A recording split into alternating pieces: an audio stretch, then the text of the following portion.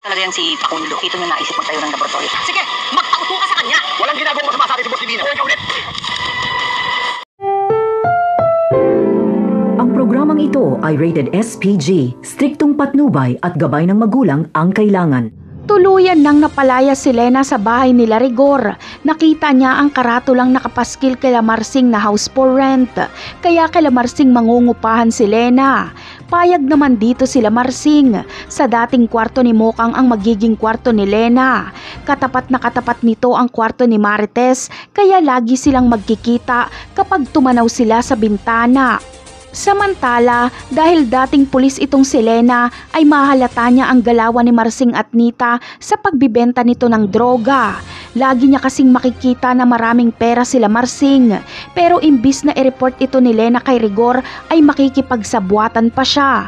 Magbibenta na rin si Lena ng droga dahil alam niyang malaki ang kitaan nito.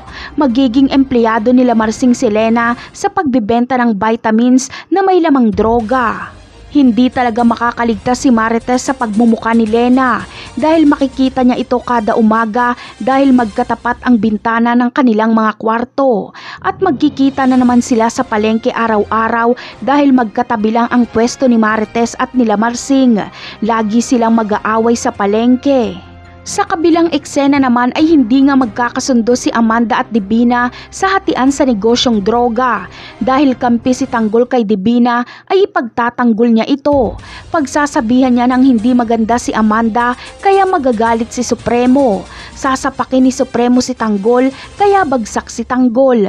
Sa tingin nyo, tama kaya ang desisyon ni Tanggol na magtiwala kay Divina? Kapag nagkamali siya ng desisyon ay ipapahamak niya na naman ang kanyang mga kaibigan. Yan ang ating aabangan sa mga susunod na episode. Paalam!